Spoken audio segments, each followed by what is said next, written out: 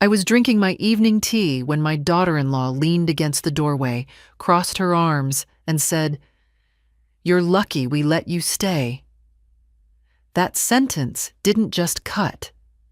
It settled somewhere deep inside me, cold and deliberate, like someone placing a stone on my chest and waiting to see whether I'd break. At 74, you think you've already survived the worst life can throw at you. But there I was, being told, in my own house, that I should be grateful for being tolerated. I didn't answer her. I'd learned long ago that silence protects you better than any sharp word. Jessica smirked, as if my quiet meant agreement, and walked back toward the kitchen, her heels clicking across the hardwood my husband once sanded with his own hands. I sat still, listening, counting the clicks the way people count their breaths during pain. 14 steps. She always took 14. She liked the sound, said it made the place feel expensive. She never mentioned that everything around her was paid for long before she came into our lives. When the kettle clicked off, I didn't get up right away. My joints ached, but that wasn't what kept me sitting. It was the simple, bitter fact that it wasn't the first time she'd spoken to me that way. It was only the first time I'd finally heard her without turning away inside. "You're lucky we let you stay." As if I were a stray they'd kindly taken in. As if I didn't remember signing the property deed with my husband 43 years ago. As if I hadn't worked double shifts in a nursing home while raising my son alone during the years Richard traveled for work. But that's how it happens. Disrespect doesn't arrive with fanfare. It creeps in, settling quietly, until one day it speaks out loud and looks you straight in the face. I stood up slowly and carried my cup to the sink. The kitchen smelled of the expensive candles Jessica liked, something called cedar blossom, which to me smelled like burnt sugar and vinegar. My son wasn't home yet. He rarely was. His office kept him late, or that's what he said. I suspected staying longer at work was easier than coming back to a wife who needed someone to scold and a mother he didn't know how to defend. My bedroom, no. The room Jessica called the storage guest space was at the end of the hallway. She'd cleared just enough space for a narrow bed and a small dresser, leaving boxes stacked so close to the walls that sunlight came in through a slit, like in a basement cell. I'd moved in with hope, and I suppose that's the cruelest thing to lose at my age. You'd think widows stop hoping for softness, for welcome, but I still did. I still believed my son wanted me near. I sat on my bed, my back straight, my hands folded on my lap. The silence felt heavier tonight, not empty, but full of things I hadn't allowed myself to think. When Richard died, the house became too quiet, too big, too full of echoes. My son, Michael, said, "Mom, you shouldn't be alone. Move in with us. We'll take care of everything." I'd believed him, because he said it with the kind of tenderness he rarely showed as an adult. I thought maybe grief had softened him, made him remember who he was before ambition hardened him into someone formal and polite with his own mother. Everything had started gently. Jessica was polite at first, stiff but polite. She brought me tea. She asked if I needed more blankets. She even said she admired women of your generation. I didn't understand then that some people use compliments the same way they use bait. It changed slowly. A sigh when I asked a question, a comment about old habits, a laugh when I folded towels wrong. I started to shrink without noticing, the way cloth fades in sunlight. But tonight was different. Tonight, something in me, something thin and quiet, finally straightened, like an old tree refusing to bend again. I looked at the doorway, remembering the exact tilt of Jessica's chin when she said those words. I'd seen that look before in my years as a nurse. The look of someone who thinks power makes them taller. My house, her rules, my silence, her satisfaction. I closed my eyes, letting the truth settle. They didn't let me stay. I had allowed them to live as though this place belonged to them. I had made myself small so they wouldn't feel crowded in a house they hadn't earned. An old memory rose. My husband at the kitchen table, tapping the wood with his knuckle, telling me, "Ellie, never let anyone decide your worth, not even family." I hadn't listened, maybe because I wanted so much to belong again, to someone, somewhere. A floorboard creaked. Jessica walked by my door, talking loudly on the phone. Something about ordering takeout. Something about your mother-in-law hovering again. I wasn't hovering, I was breathing. It seemed that alone was too much for her. I opened my eyes. My hands weren't trembling. That surprised me. I felt calm, steady, as if the years of swallowing bitterness had condensed into one clear thought. This will not continue. Not because I wanted revenge, not because I wanted gratitude, but because I had finally remembered I was still a person, not a shadow in my own home. I used to think I understood loneliness. I thought it was the silence after my husband died, or the evenings when the house seemed to echo with everything that used to be. But real loneliness is when you live under the same roof with people who look at you as if you're already halfway gone. Loneliness with witnesses. That's the cruel kind. When Richard passed, the house felt like a museum of our life. His jacket still hung in the closet for months, as if he might return from the garage smelling of sawdust. I'd sit at the kitchen table tracing the scratches he'd left with his tools, feeling him in the wood. I slept poorly, ate badly, and moved through the days like a woman walking underwater. Grief slows everything, even the beating of the heart. Michael visited then, more often than usual. He'd come in his pressed shirts, his voice soft, controlled. "Mom, you shouldn't be alone," he told me shortly after the funeral. "Come stay with us, at least for a while." When he said it, something inside me unclenched, the way a tired hand opens after holding too tight for too long. He was my only child. I wanted to believe he meant it. Jessica didn't say much at the time. She hugged me stiffly at the funeral, her perfume sharp and sweet in my nose. She said, "We'll take care of you." But her eyes never quite met mine. I blamed her discomfort on grief. I blamed everything on grief. Grief makes excuses you wouldn't otherwise make. When they helped me move in, I tried to ease the transition. I didn't bring much, just a few boxes of clothes, photographs, my wedding china, and the blue Afghan I crocheted the year Michael was born. I thought Jessica would appreciate that I tried not to overwhelm their space. "We'll put your things in the guest room," Jessica said. But when we reached it, there were boxes stacked floor to ceiling. "We'll sort this out soon," she promised. Soon became later. Later became never.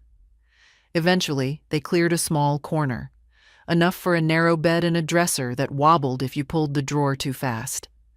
I didn't complain. Women of my generation rarely do. Our mothers taught us that gratitude was a kind of duty, like keeping the kitchen clean or remembering birthdays. So I thanked them, sincerely, even when a small ache bloomed inside me. The first week was almost pleasant. We ate dinners together. Michael asked how I was sleeping. Jessica bought me herbal tea to help with nerves. I told myself, see? They care. They're trying. Sometimes you believe a lie because the truth would break you. But things changed in ways so small, I almost missed them. It was Jessica asking me to wait to use the bathroom in the morning because the kids need a routine.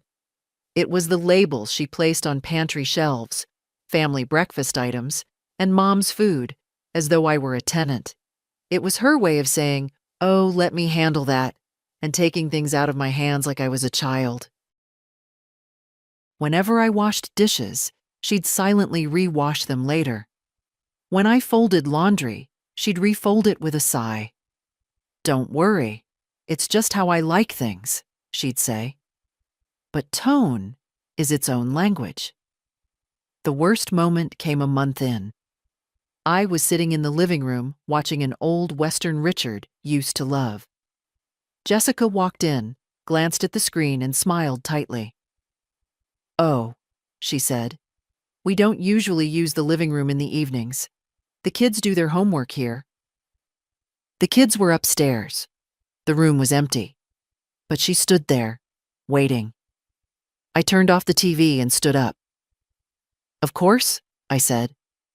I carried my tea to my room and sat on the bed, listening to the house continue on without me. Michael stopped checking on me as often. At first he'd knock on my door each night, asking if I needed anything. Then it became every other night. Then it stopped. He came home later, kissed Jessica on the cheek, talked about work, and barely noticed me unless I was in the way. He talked to me the way people talk to cashiers. Polite, distant, already finished. I blamed work. Then I blamed exhaustion. Then I blamed myself. Old women are trained to feel responsible for their own invisibility. But the truth is simpler. When people decide you're a burden, every silence you offer becomes proof. I don't know exactly when Jessica stopped pretending. Maybe it was the day she asked me to contribute a fair share of the grocery bill, even though she bought things I couldn't pronounce. Maybe it was when she said, "Try not to leave your slippers in the hall. It makes the place look messy." Maybe it was when she told Michael, loudly enough for me to hear, "Your mother is always underfoot," though I had spent the entire day in my room. It didn't happen at once. It grew like mold in the corners, unnoticed until it had taken the whole wall. And the saddest part is this. I was so hungry for family that I kept telling myself it was normal, that adjusting takes time, that Jessica simply had her ways. I told myself that up until the night she said, "You're lucky we let you stay." That was the moment something settled. Not broken, not fallen, but settled into clarity. Because sometimes it takes someone naming your place for you to see how small they've tried to make it.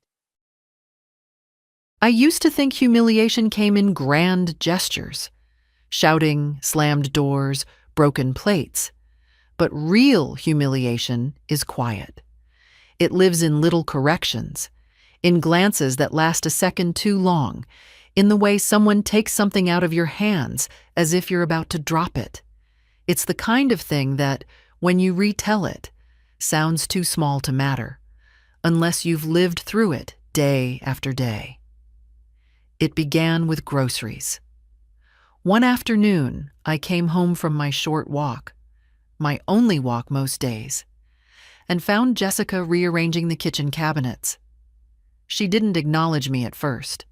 She rarely did when she was in organizing mode, as she called it. I stood quietly, hands folded, watching her shift cereal boxes and jars of peanut butter like pieces on a chessboard. Finally, she turned, giving me a bright, polished smile that didn't reach her eyes. "Oh, perfect timing, Ellen. I wanted to talk to you about food arrangements." I should have known then that nothing good ever follows a sentence like that. She opened a cabinet. The top two shelves were lined with bright boxes, organic snacks, children's granola bars, flavored sparkling water. "These," she said, tapping the wood, "are for the family." Then she pointed to the bottom shelf, almost at knee level, where she had placed a small basket with 2 cans of soup, crackers, and a jar of cheap pasta sauce I'd never seen before. "And this is where we'll keep your things. My things. Things I supposedly chose for myself, though she'd bought every single item without asking." I nodded, because nodding felt safer than asking questions. But she wasn't done. "I also think it's fair," she added, "that you cover your portion of the groceries. You know, since you have a pension." "A pension?" "Yes, a modest one. After 37 years working in a nursing home, lifting people twice my size, caring for strangers in ways my own family would later fail to do for me." I opened my mouth to answer, but she continued before I could breathe. "Michael and I have a lot of expenses. The kids' extracurriculars, our mortgage, utilities." She waved a manicured hand. "So we'll calculate your share weekly. Cash, preferably." I wanted to tell her that the mortgage she mentioned so casually wasn't even theirs. The house was mine and my husband's. They didn't have a mortgage.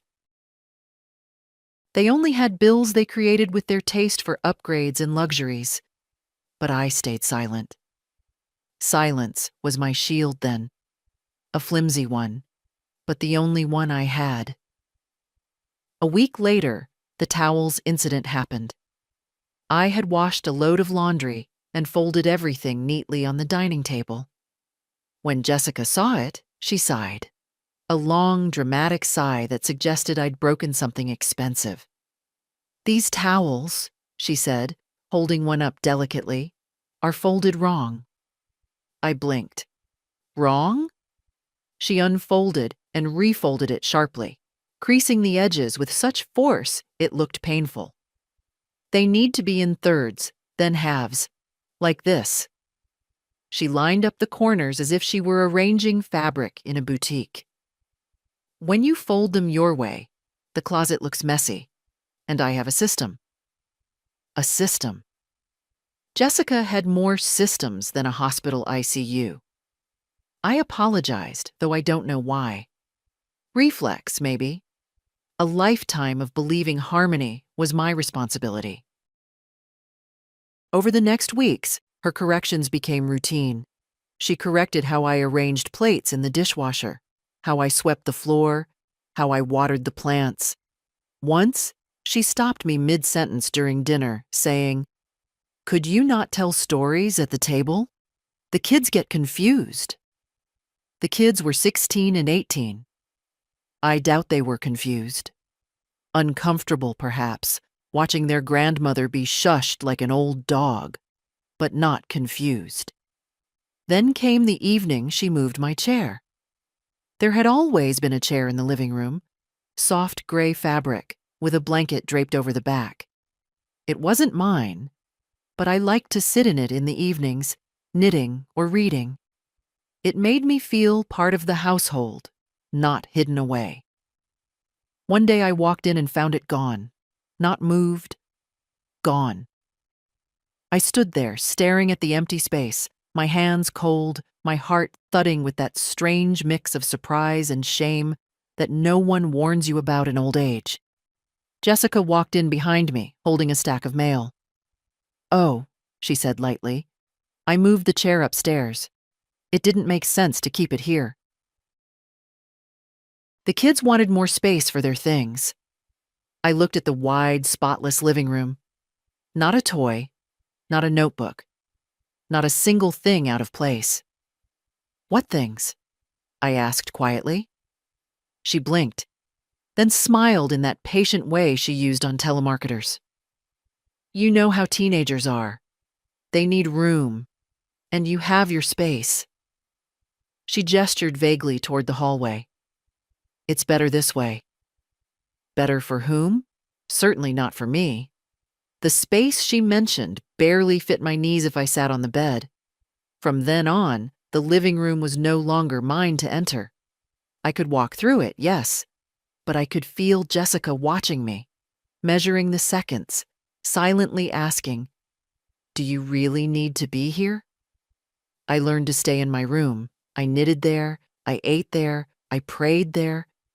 I cried there once, quietly, because Jessica was downstairs, and I didn't want her to hear the way my breath broke in my throat. And then, one afternoon, I made the mistake of sitting on the patio with a cup of tea. It was a warm day, a gentle breeze, the kind of weather Richard loved. I closed my eyes and let the sun warm my face. Jessica stepped outside, stopped short, and frowned. "Oh, you're out here," she said. "We usually keep this area clean for guests, just so you know." Guests. I wasn't even that. I nodded, picking up my cup, and went inside. As I closed the door behind me, I felt something. A small, sharp snap inside, like a thread breaking. Sometimes it takes many small cuts to realize you're bleeding. Sometimes it takes months of shrinking before you realize you've disappeared. The worst part wasn't the chores or the comments. It was the way the house slowly rearranged itself around Jessica's needs, as if the walls bent to her voice. Places that were once open to me. Spaces where I breathed, relaxed, remembered that I was still a person.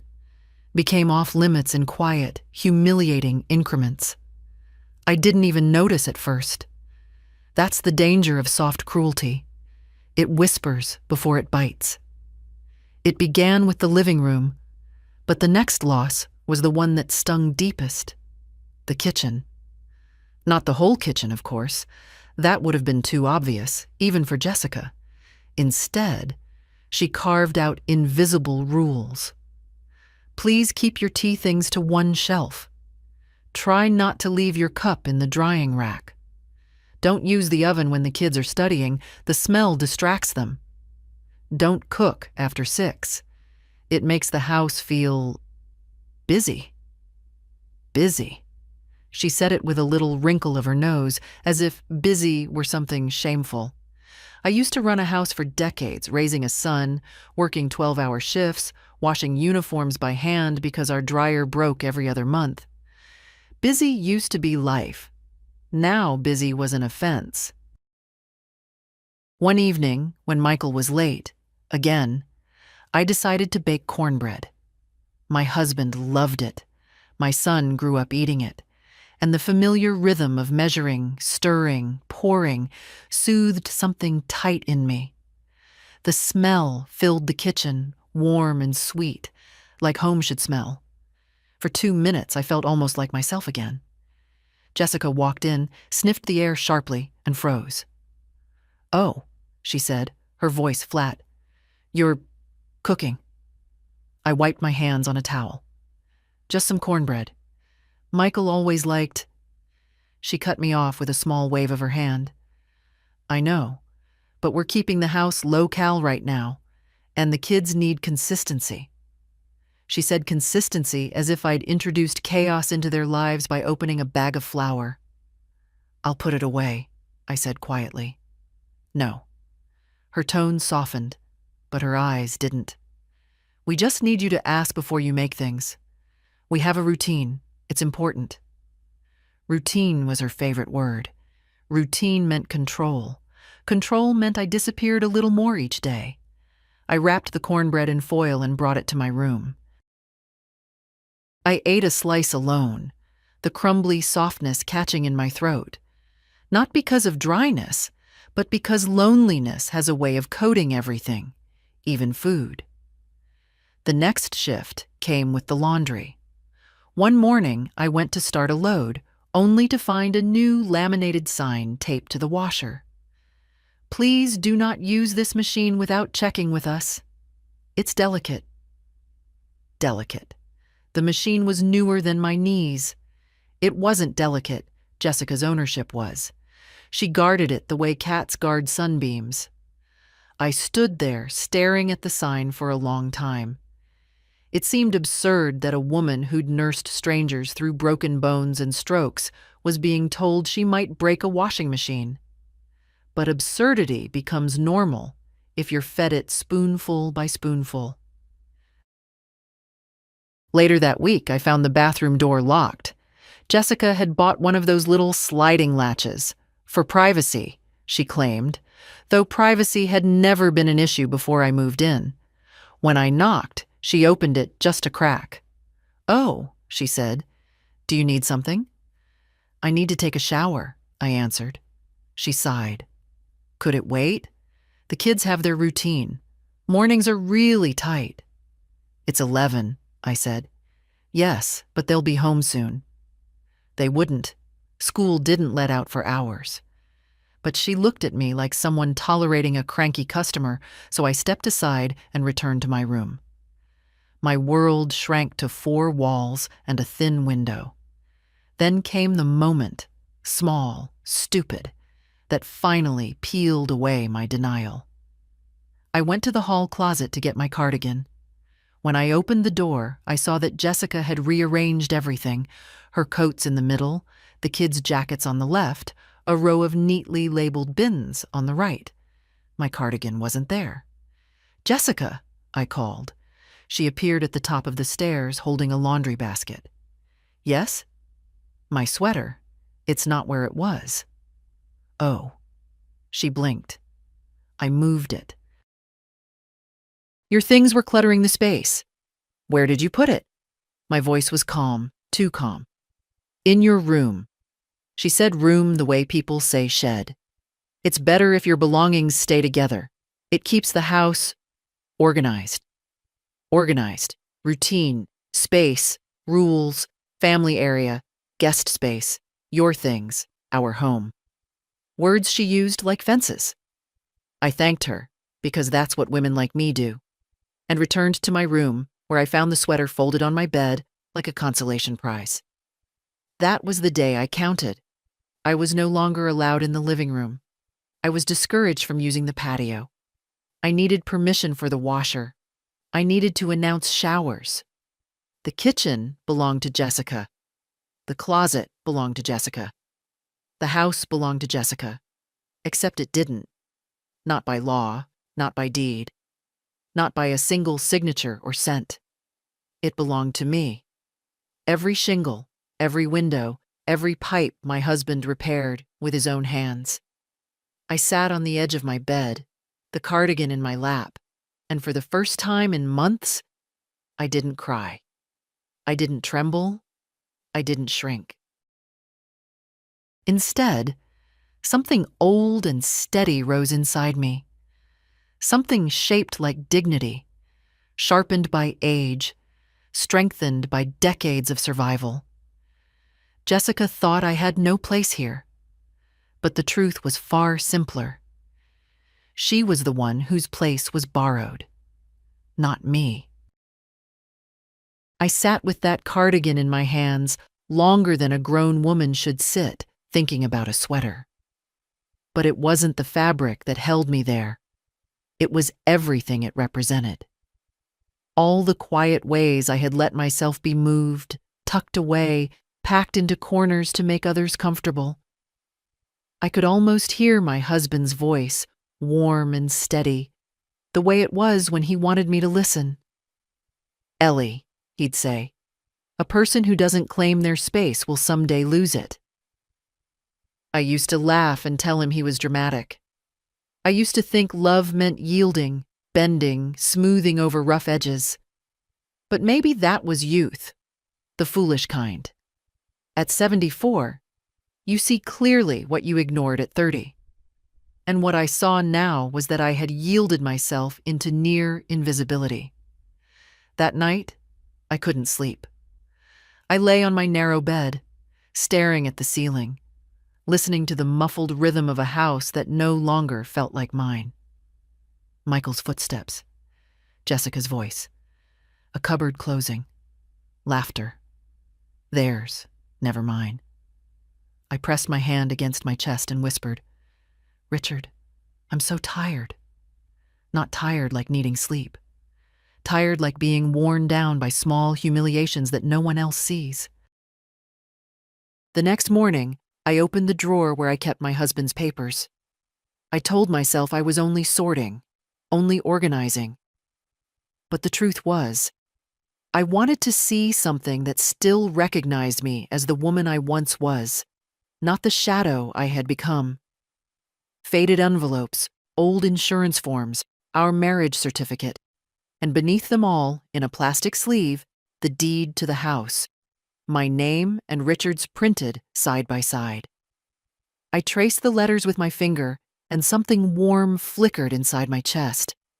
Not anger. No. Something quieter and steadier. Memory. I remembered the day we bought this house. The way Richard had lifted me off my feet and spun me around in the empty living room. The smell of fresh paint. The first Christmas we celebrated here, with Michael toddling around in pajamas far too big for him. The nights Richard came home from the workshop, tired and smiling, asking, "Did you save me dinner?" And me pretending I hadn't been waiting up for him. This house wasn't four walls. It was the last place where I had been fully myself. I closed the folder slowly, deliberately, and placed it on the nightstand. My hands weren't shaking. They felt strangely sure, as if my bones themselves remembered something my mind had forgotten. That I had lived a long life, a hard life, and I had earned the right to inhabit my own home without asking permission. Around noon, I went to the kitchen to boil water for tea. Jessica was there, leaning against the counter, scrolling her phone. She didn't look up when I walked in. "That kettle is making the house smell like metal again," she murmured. "Could you try not to use it when the kids are around?" They weren't home. The house was silent except for her voice. I set the kettle down. "I'll use it anyway," I said quietly. She lifted her eyes, startled. Not offended. Startled, as if she'd just heard a chair speak. "What did you say?" "I said," I repeated, "I'll use it anyway." A small pause, the kind that stretches long enough to reveal who people really are. Jessica blinked, then laughed under her breath. "Well," she said, "everyone gets cranky at your age, I suppose." I didn't answer. I poured water into the kettle, turned it on, and waited. The click of the switch sounded louder than usual. As I stood there, I felt something shift inside me. Not a spark, not a flame, but a slow, rising warmth that spread through my chest like strength returning to a limb long numb. I wasn't done shrinking. I wasn't done yielding. But I had taken one step back toward myself, and that was enough to steady me. Later that evening, I returned to my room and placed the deed inside my handbag along with my ID and the little notebook where I kept all my important numbers. My movements were calm, measured, like preparing for a journey I already knew the destination of. I didn't have a full plan yet, but I had a beginning, and sometimes at my age, a beginning is all you need. I woke the next morning before sunrise, the sky still a deep, bruised blue. My joints ached. They always did in the cold. But the ache felt almost purposeful, like my body reminding me that I'd survived worse things than Jessica's sharp tongue and Michael's silence. I sat on the edge of my narrow bed and looked at the handbag resting against the nightstand. Inside it lay the deed, my documents, and that little notebook with phone numbers I'd collected over decades. For the first time in months, I felt awake. Not energized. That's a word for younger women. No. I felt present, as if I'd stepped back into myself. By 7 o'clock, the house began to stir. Jessica moved around the kitchen with her usual clipped efficiency, drawers opening and closing like punctuation marks. Michael left early, murmuring a quick, "Morning, Mom," without looking up from his phone. I didn't answer. I wasn't angry. I simply didn't have any words to give him. I waited until the house emptied, then slipped on my coat and stepped outside. The air was crisp, biting at my cheeks. I walked slowly, careful steps, deliberate steps, toward the bus stop. I hadn't taken a bus in years. Michael used to insist on driving me everywhere, but insisting ended the moment I became inconvenient. I reached the bus stop bench and sat down with a soft exhale. The neighborhood was quiet in that particular way mornings are. Newspaper bundles tied up, lawns still wet with dew, dogs barking in the distance. I felt strangely invisible, but in a good way this time. No one expected anything from me. No one was watching me. When the bus arrived, the driver lowered the step with a kind nod. "Take your time, ma'am." It had been a long time since someone spoke to me with simple courtesy. I got off in the old part of town. Brick buildings, narrow streets, small shops with crooked signs.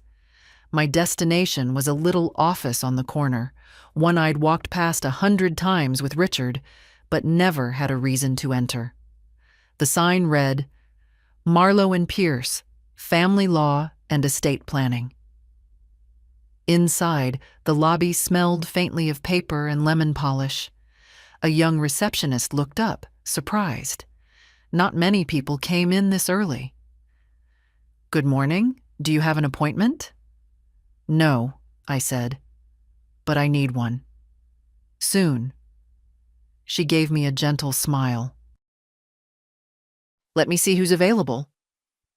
5 minutes later, I was seated across from a man in his late 50s with silver at his temples and kind eyes behind his glasses.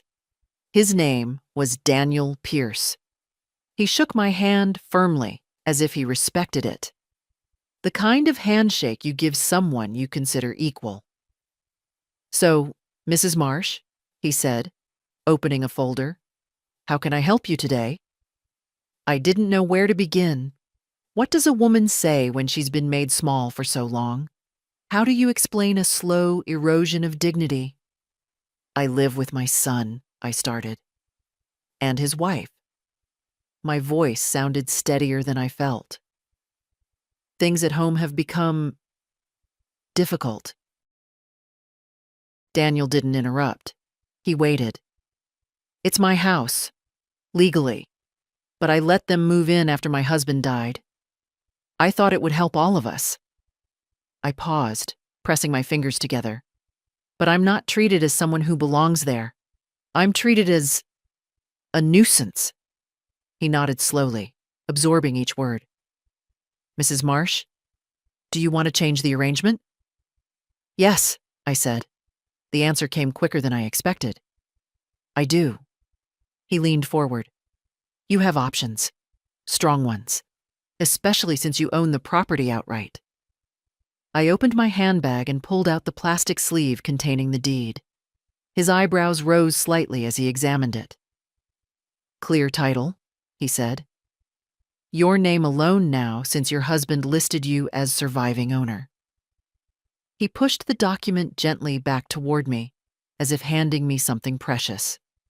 Something I had forgotten was mine. "What would you like to do?" I looked down at my hands.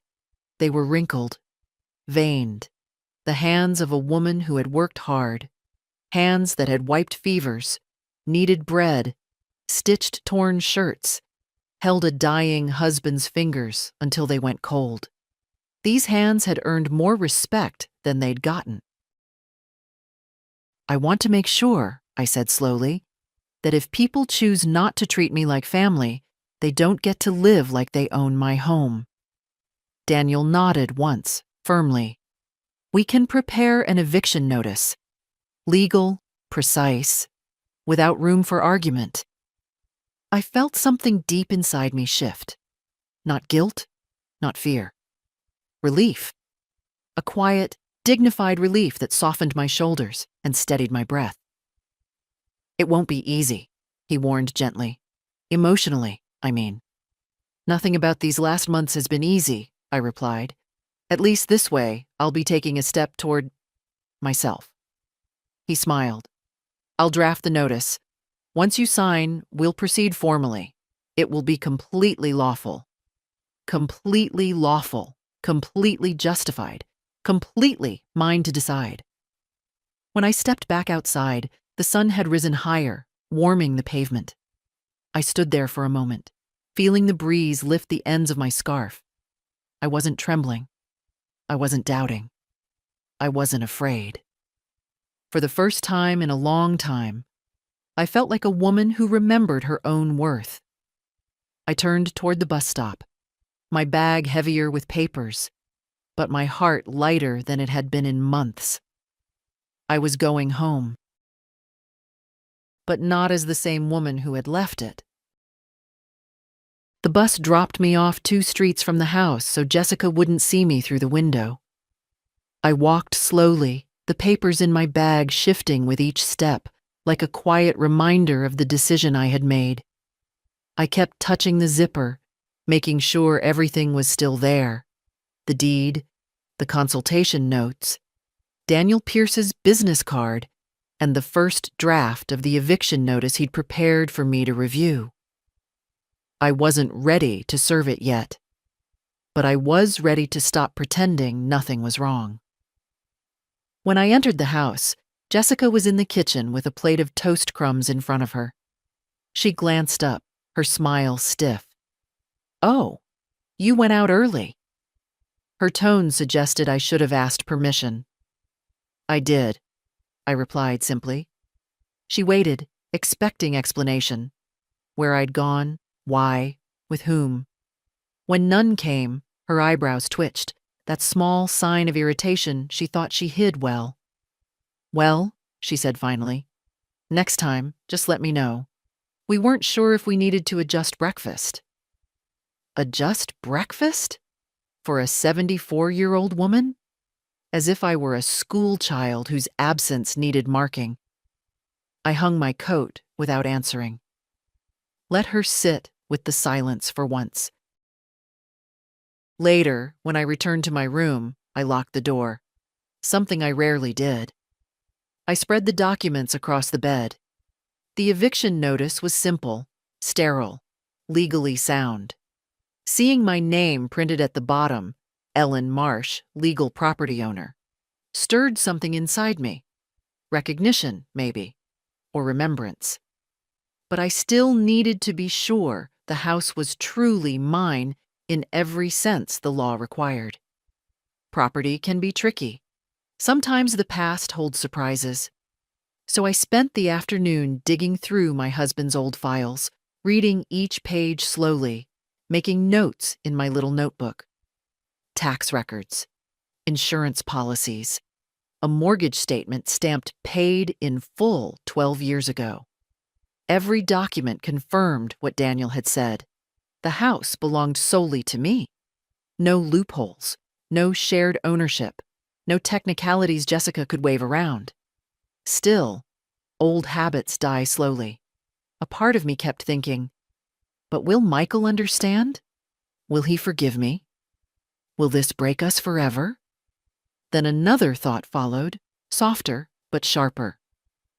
What exactly is there left to break? Our relationship had been dying in inches long before Jessica came into the picture.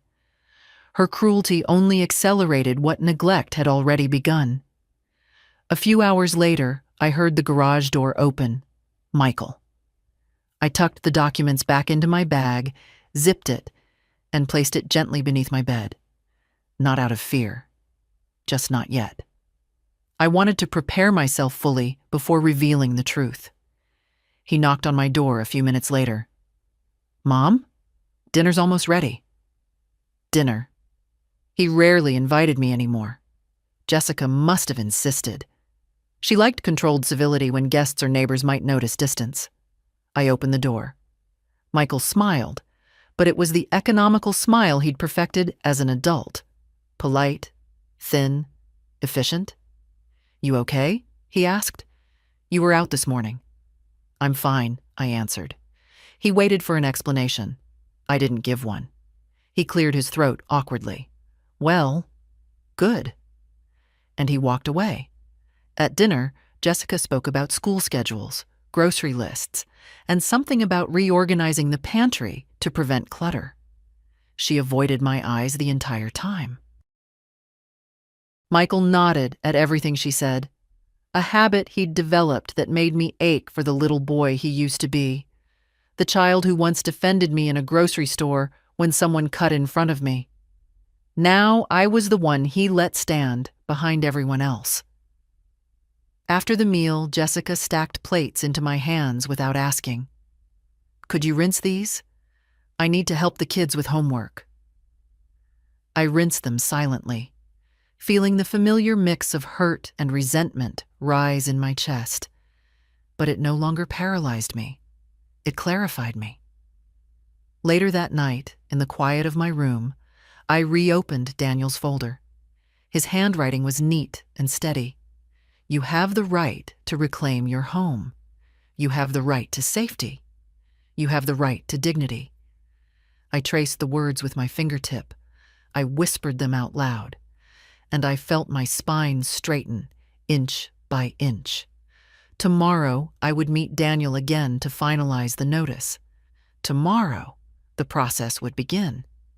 Tonight, I lay down on my narrow bed with one certainty.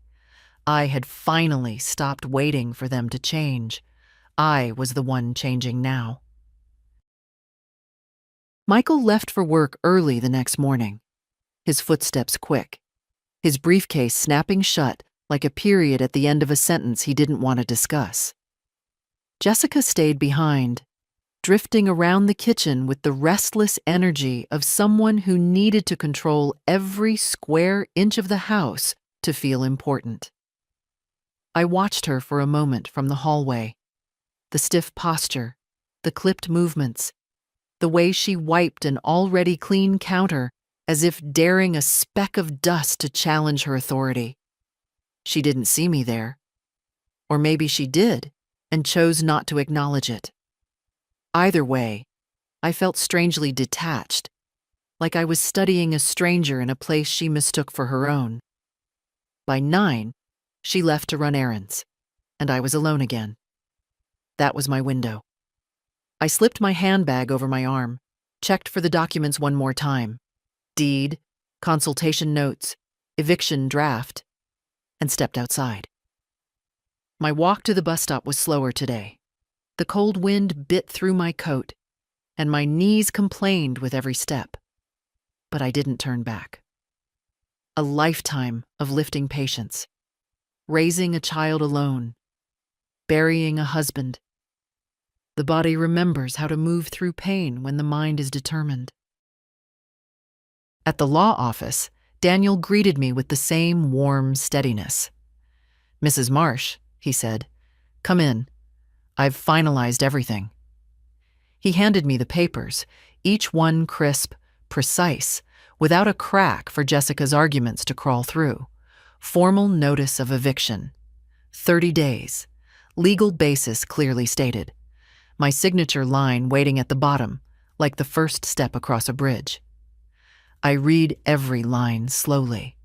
When I finished, Daniel looked at me carefully. "This will change things," he said. "There's no gentle way to do it." "I'm not looking for gentle," I replied. "Just for what's right." He nodded. "Then sign." My hand didn't shake as I wrote my name. It surprised me.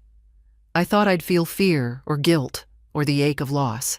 Instead, what I felt was alignment, as if my bones had finally settled where they'd been meant to be all along. When I left the office, the wind had softened.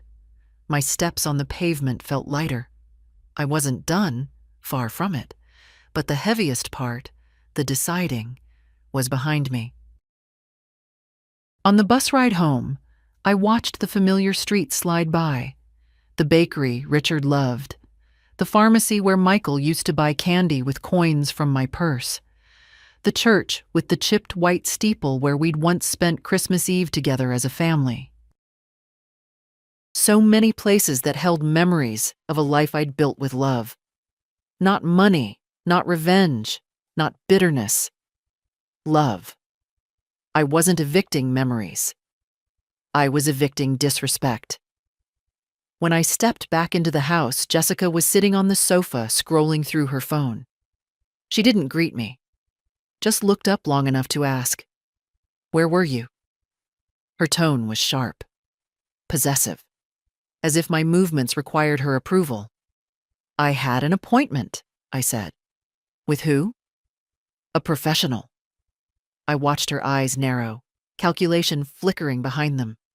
She was searching for something to scold, something to claim, something to reclaim control. But I didn't give her details.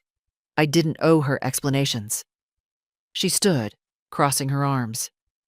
"Next time, let me know before you leave. The kids—" "I don't need permission to step outside," I said quietly. The words startled her. She blinked, actually blinked, as if I'd spoken in a language she didn't recognize. She wasn't used to this tone from me, calm, steady, unbending. "What's gotten into you lately?" she snapped. "You're acting strange." "I'm acting like myself," I said, and walked past her. I felt her eyes burning into my back, but I didn't turn around. I went to my room, closed the door, and placed the signed documents in the drawer. I didn't hide them. I simply put them where they belonged until the right moment. That night, at dinner, the tension hovered like smoke above the table. Michael kept glancing at me, puzzled by something he couldn't name. Jessica kept her lips pressed in a thin line, as if holding back questions she wasn't brave enough to ask. I didn't speak much. I didn't need to. When you stop shrinking, the room feels it, even if no one mentions it. After the dishes were cleared, Jessica cornered Michael in the hallway. I couldn't hear the words, but I saw the hissing anger in her gestures, the frantic movement of her hands.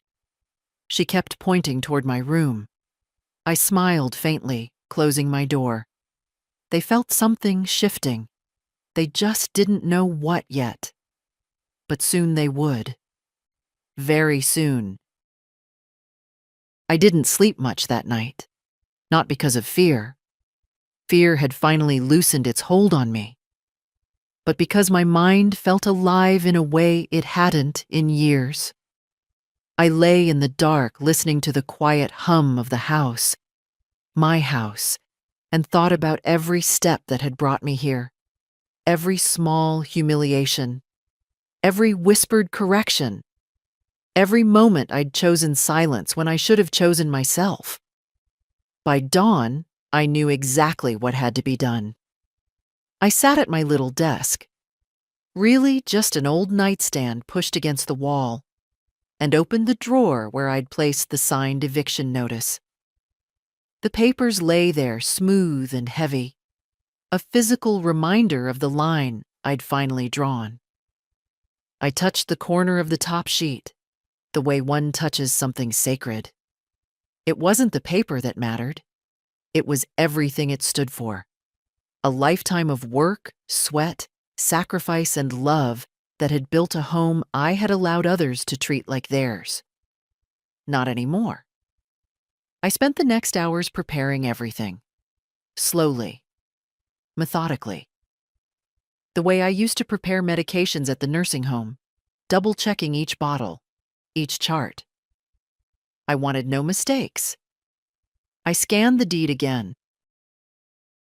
I reread the tenant law Daniel had printed for me. I wrote down the exact timeline Jessica and Michael would be given.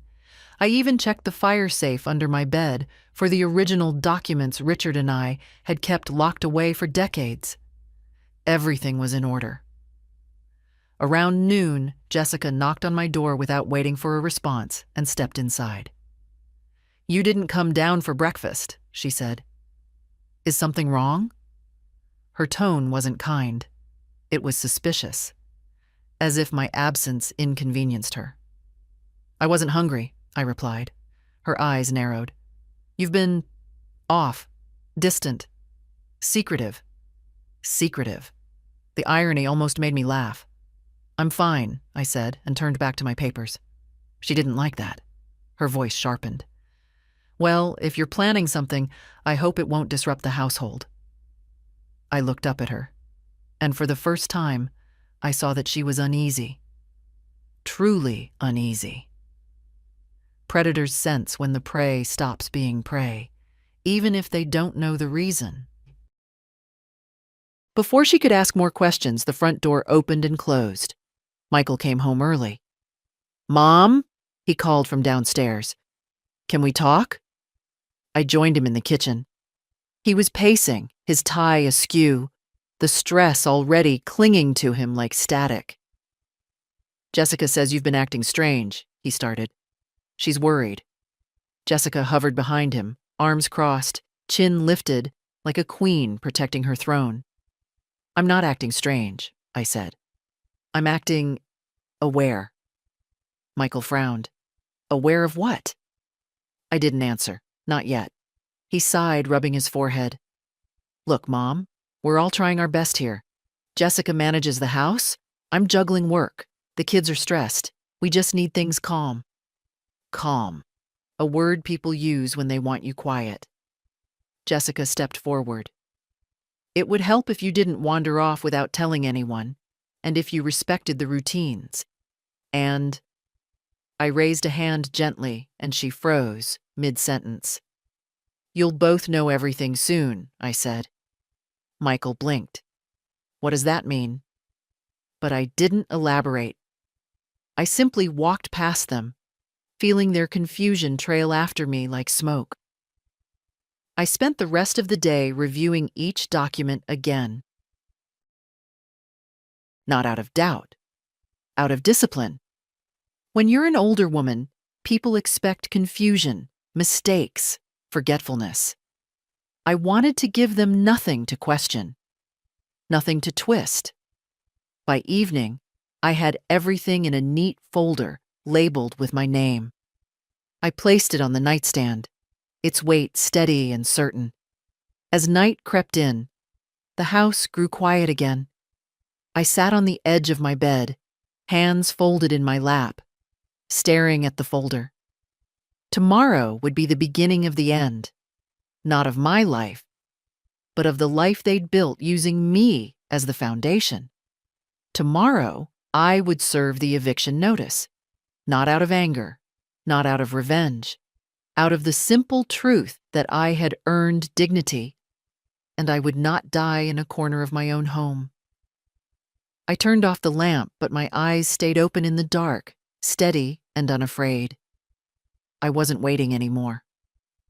I was ready. I woke before everyone else, as I often did. Years of early nursing shifts had trained my body to rise with the first hint of light, no matter how poorly I slept.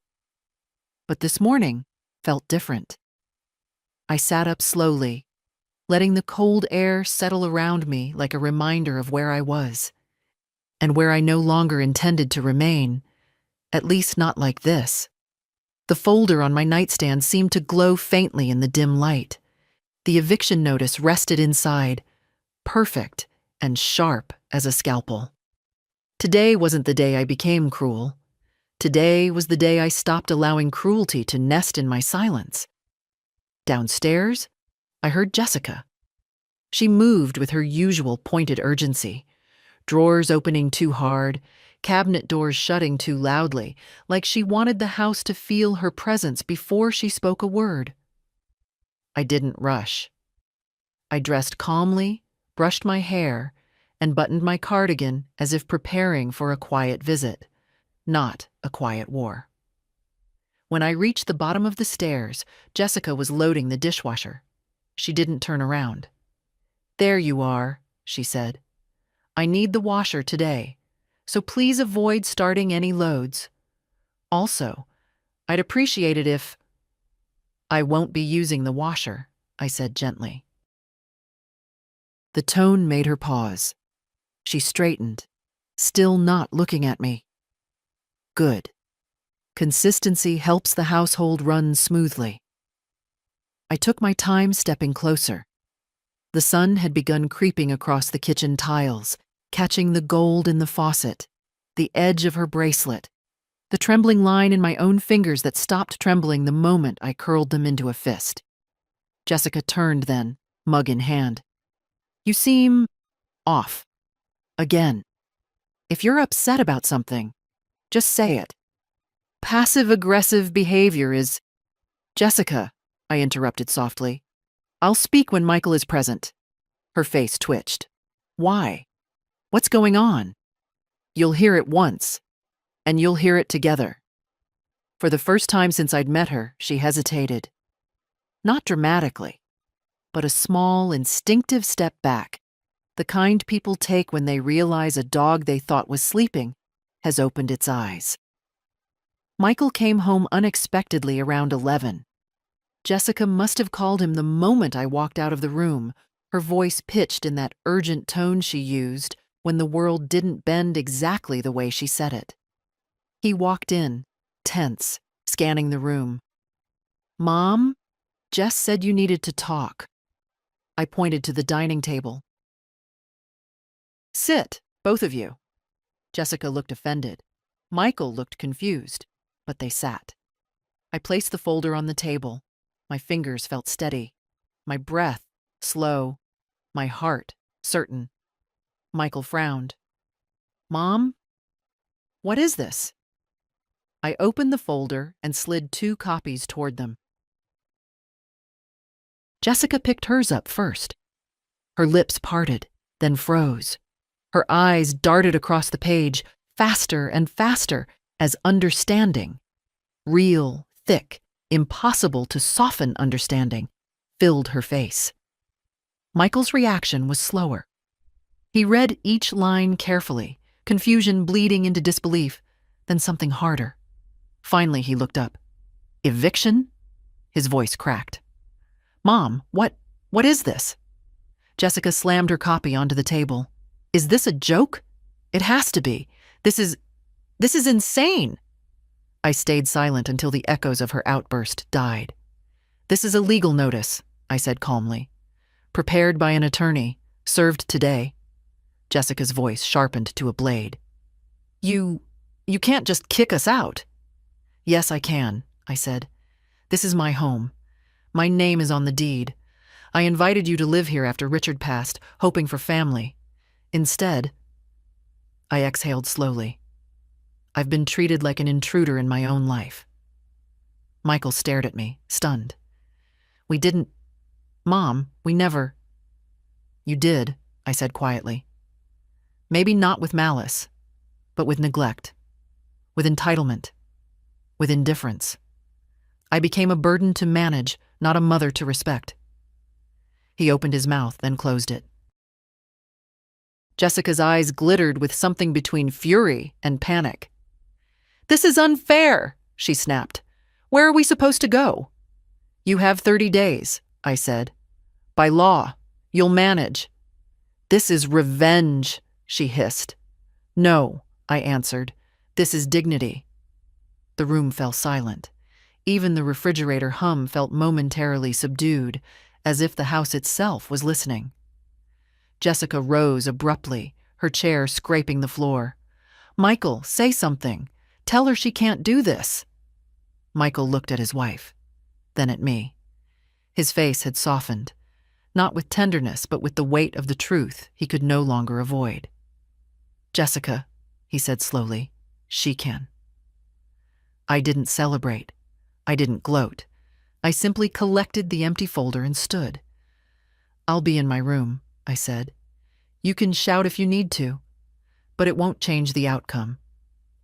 I walked away on steady feet, feeling their stunned silence filling the space behind me. Not triumph, not spite. Just a long-awaited exhale, the first breath I'd taken freely in months. I closed my door gently, not to hide from the storm brewing outside, but because I no longer needed to witness it. Their voices rose almost immediately, Jessica's sharp, frantic, disbelieving, Michael's lower, tired, shaken. I sat on my bed, hands folded in my lap, listening without listening. I didn't need to hear every word. I'd lived inside those tones for months. After a while, the house went very quiet. Too quiet. The kind that falls when people run out of excuses. A soft knock came at my door. "Mom?" Michael's voice, thin, unsteady. "Can I come in?" I opened it and stepped aside. He stood there looking smaller than I remembered. Not physically. He was still the same broad-shouldered man, but something in him had collapsed inward. His tie was askew, his hair disheveled from running a hand through it too many times. "Why? Why didn't you say anything sooner?" he asked. I sat on the edge of the bed. "I did, Michael, many times. You just weren't listening." He swallowed. "Jess said you were overreacting. She told me you preferred being in your room, that you needed quiet." "Quiet," I repeated softly. "Yes, quiet is all I had left." He winced. I didn't want to hurt him, despite everything. I didn't want revenge. I wanted him to see, truly see, what had been happening right in front of him. He sat beside me, elbows on his knees, staring at the floor. "I thought we were helping you, taking care of you." "You thought," I said gently, "that care meant control, that I was someone to be managed." His shoulders tensed. "I didn't mean to make you feel—" "I know," I interrupted. "I know you didn't mean harm. But harm doesn't need intention, Michael. Neglect grows quietly." He rubbed his face with both hands. "Eviction? Mom, isn't that too far?" I looked at him steadily. Too far was when I no longer had a place to sit in my own living room. Too far was when I needed permission to use my kitchen. Too far was when your wife told me I was lucky to be allowed to stay. His eyes widened a fraction. "She said that?" "She did." Silence. Heavy, sinking silence. "I didn't know," he whispered. "You didn't want to know," I replied. "And I stopped expecting you to." He opened his mouth, closed it again, then said the only thing left. "What do you want from me?" I shook my head. "Nothing. I'm not asking for apologies or grand gestures. I'm giving you both the chance to build a home shaped by your own choices. Not mine, not my sacrifices. Yours." He looked at me then, really looked. Maybe for the first time since I moved in. His eyes glistened, not with anger, but with something sadder. Recognition. "I failed you," he said quietly. "You forgot me," I corrected. "But you can remember again. Just elsewhere." He nodded slowly, absorbing the truth not as accusation, but as consequence. A sound broke the moment. A muffled sob from the hallway. The door was cracked open. Jessica stood there with a tissue clutched in one hand, eyes red and furious. "So that's it?" she snapped. "You're enjoying this, making us grovel." I turned toward her, my voice calm. "No, Jessica. I'm not enjoying anything. I'm reclaiming my life." "You could have talked to me," she cried. "You could have tried." "I did," I said simply. "But you don't listen to people you don't respect." Her lips trembled. For a moment, I saw fear, not of losing this house, but of losing control. Michael stood, rubbing her back awkwardly. "Jess, we should start packing." She jerked away from him. "No, I'm not leaving because she decided—" I raised a hand, not harshly, just firmly enough to stop her words. "This isn't punishment. It's boundaries." She glared at me, then at Michael, then stormed down the hall. A bedroom door slammed. Michael sighed and sank into the chair by my small desk. 30 days, he murmured. "We'll manage." "You will," I said. "You're capable, but not here. Not at my expense." He sat there a long moment, then reached out, placing his hand over mine. It was the first time in months he'd touched me. I'm sorry, he whispered. I held his hand gently, without bitterness, without triumph. I know. He stood, nodded once, and left quietly, closing the door behind him. For the first time since moving into this house, I felt the air shift. Not in my favor, but back to its rightful balance. They finally understood. Not the whole truth yet, perhaps, but enough. And sometimes enough is the beginning of healing, even if that healing happens in separate homes. The house felt different after that conversation with Michael. Not calmer, not kinder, but hollow, as if the walls themselves were holding their breath. Jessica moved around like a storm cloud, silent 1 minute, hissing the next. Every door she touched closed harder than needed. Every drawer snapped. At dinner, she banged pots and pans as if volume could rewrite legality. I stayed out of her way, not out of fear, but out of clarity. I no longer belonged in the middle of their chaos. I had stepped out of it the moment I served that notice. But Jessica wasn't done. Late that evening, I heard quick steps coming down the hall. Then a knock, firm, angry, impatient. Before I could answer, Jessica pushed my door open. She didn't even try to disguise the fury on her face. "We need to talk," she said.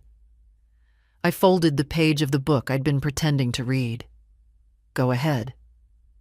She closed the door behind her, not gently, and crossed her arms tightly over her chest.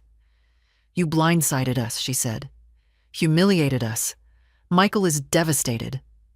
I shook my head. "No, Michael is waking up." She flinched as if I'd slapped her. "You think you're so noble," she spat. "So wise. A victim of the evil daughter-in-law.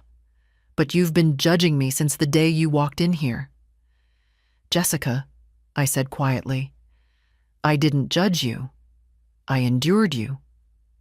Her breath caught. Her mouth opened, then closed again. "You're doing this because you're old and lonely," she said finally. "You can't stand not being the center of everything." I felt the sting of that, but not the way she intended. It hit not as insult, but as proof. Proof of how little she understood me, or family, or grief. "I'm doing this," I replied, "because you treated me like furniture you didn't like but couldn't throw away. Because you decided my space, my time, my voice were inconveniences." She paced then, restless, wringing her hands in a way I'd never seen. "We're a family," she blurted. "Families don't evict each other." "Families don't isolate their elders," I said. "They don't make them eat separate food. They don't take away their seats. They don't make them ask permission to use their own home." Jessica stopped pacing. She pressed her fingertips to her temples. "You're going to ruin everything," she whispered. "The kids. Michael. Our future." "No," I said softly. "I'm freeing everything, including you." Her head snapped up. "What is that supposed to mean?" "You've wanted control more than family for a long time," I said. "Now you'll have complete control of your own house, not mine. Your own space, your own rules. No one to challenge you." She looked at me with something unfamiliar. Fear, yes, but beneath it, something like recognition. A truth she couldn't deny. "You think you're helping us?" she asked, voice breaking. "Helping him?" "I'm helping myself," I said simply. "And that's something I haven't done in a long time." For a moment her face twisted, not in anger, but in something raw, a crack in the armor. I saw a woman who had built her life on control, because she feared what lived underneath it. Uncertainty, inadequacy, the terror of not being enough. But compassion is not the same as permission. She stepped closer, her voice low and trembling. "If you do this, if you really make us leave, Michael will resent you forever. I met her eyes calmly.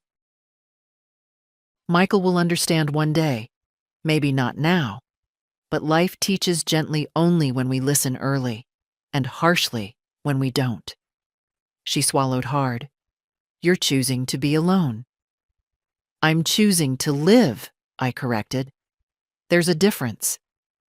Jessica stared at me, searching for a crack, a weakness, something she could use the way she'd used every silence, every apology, every kindness I'd offered.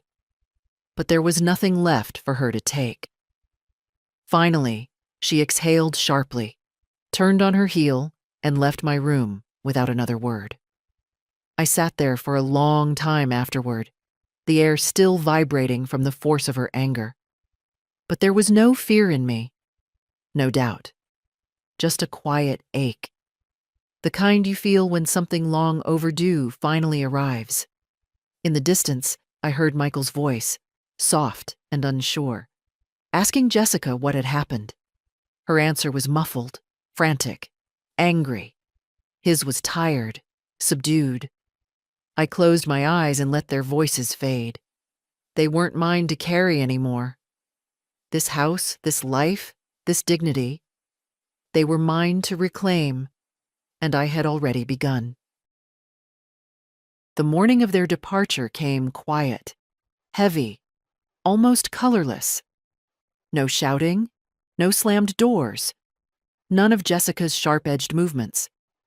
Just the low murmur of boxes being carried down the stairs, the rustle of packing tape, the dull thump of things being set on the porch. The house felt like it was exhaling after holding its breath too long. I sat at the kitchen table with a cup of tea, hands wrapped around the warmth. I didn't hide away in my room. Not today. This was my home. I would inhabit it fully, even as they prepared to leave the space they had tried to shrink me out of. Jessica passed through the kitchen twice without looking at me. On the third pass, her eyes flicked to my cup, then to my face, then away again. She looked tired, older than she had any right to at her age. Control slipping from her fingers had aged her more than any hardship. Michael came in next. He hovered near the doorway, the way children do when they need permission to approach. "Mom," he said softly, "we're almost done loading the car." I nodded and took a sip of tea. He came closer. "Is there anything you need before we go?"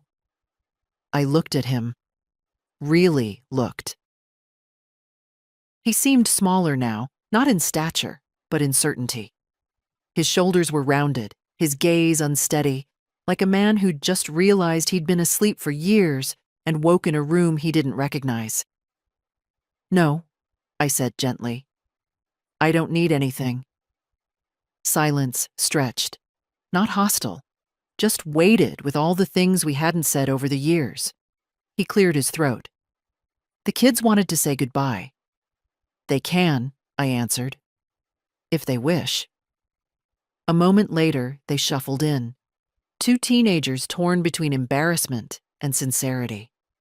They hugged me awkwardly, murmured soft goodbyes, confusion flickering in their expressions. Children feel tension long before they understand it. Jessica stayed outside on the porch, arms crossed tightly, chin lifted in a defiant angle that fooled no one. She wasn't angry anymore. Not in the blazing way she'd been before. Now she was brittle, worn thin, like a rope frayed too many times. I stepped out onto the porch. The air was cool, the sky pale. She didn't turn to face me. After a long moment, she said, "I suppose this is what you wanted." "No," I replied quietly. "This is what I needed." She exhaled sharply. "You think I'm a monster?" "No," I said.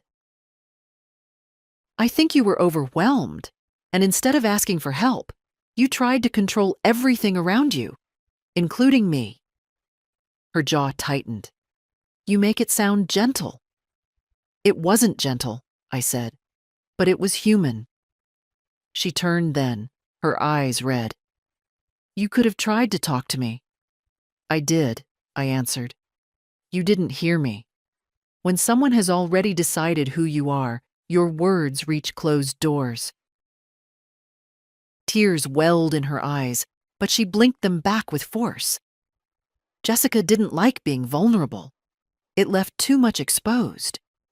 Still, something in her face softened, even just for a heartbeat. You're stronger than I expected, she murmured. I was stronger than I allowed myself to be, I corrected. She nodded, just once, a gesture small enough to ignore but significant enough to remember. Then she walked to the car without another word. Michael lingered. He looked at the house, then at me. Regret flickered across his face. Quiet, heavy, honest. I never wanted it to be like this, he whispered. I know. I wish I had seen what was happening. I wish you had too. I touched his hand gently. But wishing doesn't change the truth. Only choices do. Now you get to make your own. He swallowed, eyes shining. Will you be okay? The question surprised me. Not because he asked it, but because I heard no doubt in myself when I answered, yes, I will. He nodded, shoulders trembling slightly, then leaned in and hugged me. Not the polite, quick hugs he'd given for months. A real one, warm, unsure, trying to mend something without knowing how. When he stepped back, he looked younger again, vulnerable, human. Call me, he said. Please. I will, I promised. But not today. He understood. He got into the car. The engine started. I watched them pull away, slow at first, then turning the corner out of sight. I stood on the porch long after the car disappeared. The house behind me was still, open, breathing again. Empty rooms, quiet halls. My home. Finally, mine again. Not a victory, not vengeance, just space. Real, living space, enough to let myself exist fully again. The house was so quiet that first evening, I could hear the clock in the hallway ticking. A sound I hadn't noticed in months. Maybe it had been ticking all along, but silence has its own way of returning only when you stop living inside someone else's noise. I walked through the rooms slowly, not out of frailty, but out of reverence. Grief and peace often wear the same face when they arrive together. The living room was first. Jessica had kept it museum clean, but somehow lifeless. Lamps unplugged, curtains always drawn the same precise way, pillows arranged like soldiers who feared reprimand. I ran my fingers across the back of the sofa, smoothing the fabric. It felt softer without her rules wrapped around it. I opened the curtains wide. Light spilled in like a long-forgotten guest. Next was the kitchen, the place that had become the sharpest symbol of my erasure. I stood there a long moment, remembering all the times I'd been corrected, monitored, restricted. Don't use this. Don't cook that. Your things go here. 1,000 tiny cuts that had taught me to shrink inside what used to be my pride. But now it was just a kitchen again. I filled the kettle and set it on the stove. No one told me it was too loud. No one told me to stop. The boil sounded like applause. While the tea steeped, I pulled out my old cast-iron skillet, the one Richard bought me on our 10th anniversary because he said every good home needed a pan that could outlive its owners. I wiped the dust from the handle and set it on the counter. I wasn't hungry, not really, but cooking for myself again felt like reclaiming a language I'd forgotten how to speak. I sautéed onions, listening to the slow hiss as they softened.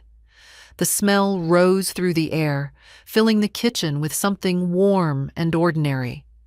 For months, I'd been made to believe that my presence cluttered the home.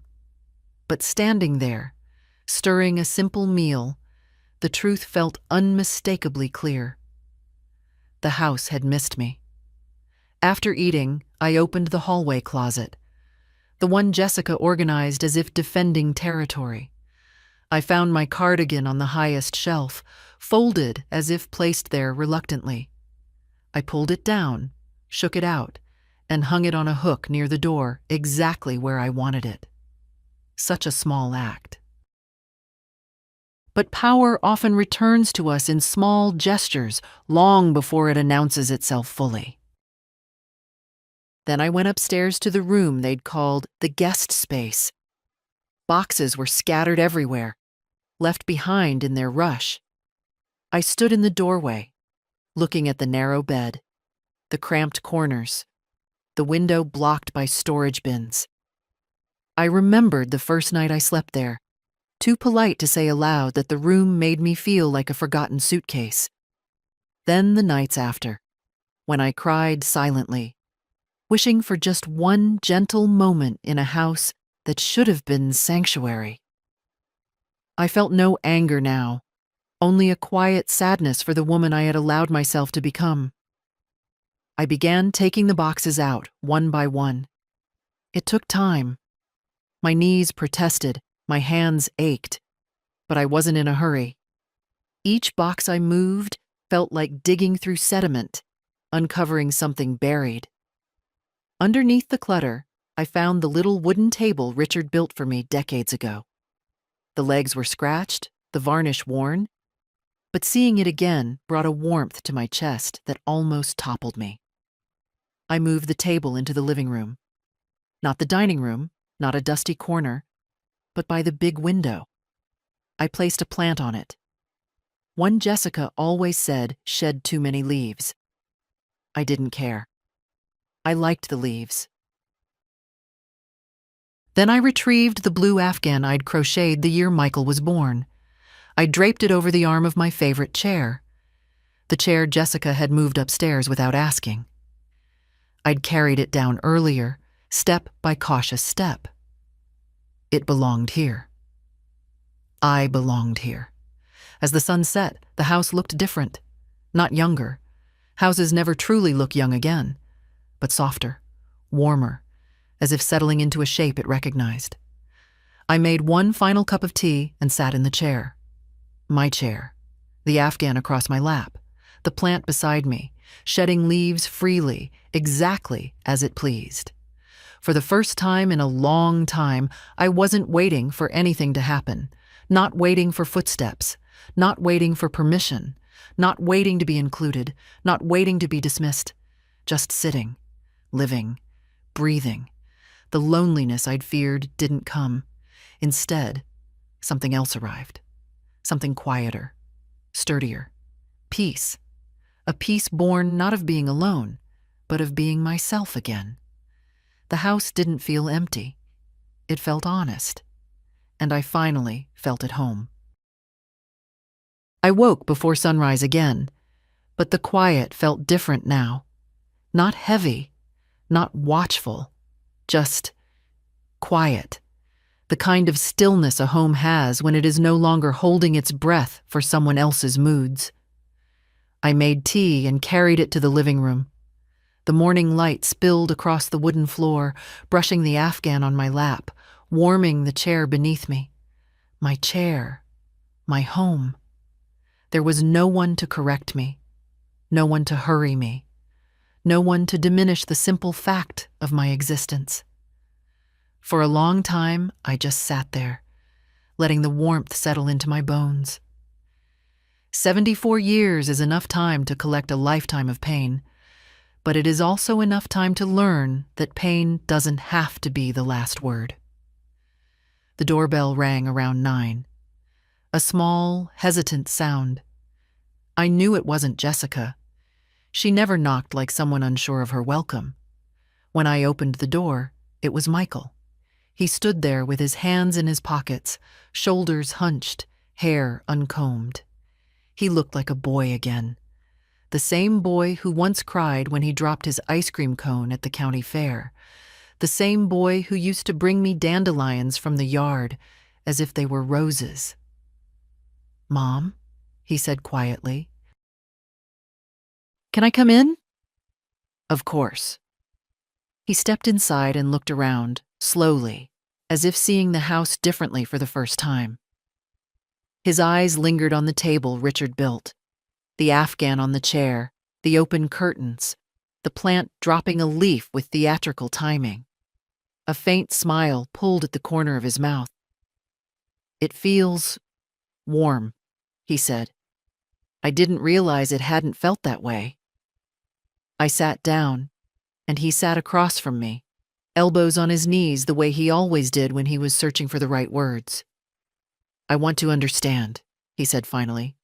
"I want to be better." I nodded, because wanting is the first step, but not the last. "You weren't cruel," I said softly. "You were absent.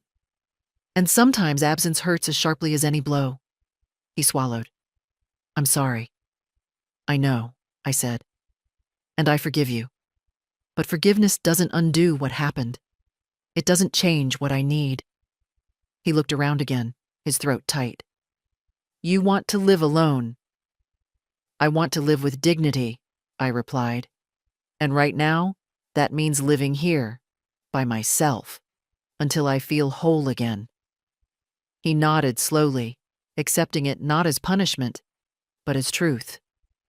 Before he left, he hugged me. Not a quick, polite hug, but a real one. One that said he finally understood the weight I'd been carrying. He pulled back, wiping his eyes. "I'll call you," he said, "and I'll listen this time." When he walked away, I didn't feel abandoned. I felt rooted. I closed the door gently and returned to my chair. The house felt settled, not empty, simply mine. My breath, my rhythm, my pace filling the rooms again. I picked up my knitting, the yarn soft between my fingers. Outside, a bird sang, a thin, bright sound threading through the morning air. I let it carry me forward into whatever days were still left for me. Not waiting, not shrinking, not apologizing, living. Because age does not make us invisible. Silence does. And I had finally stepped out of the quiet that was killing me. If someone out there is living small in a place they once called home, I hope they find their voice sooner than I found mine. And if this story reached you, well, maybe that's your sign to stand a little taller today.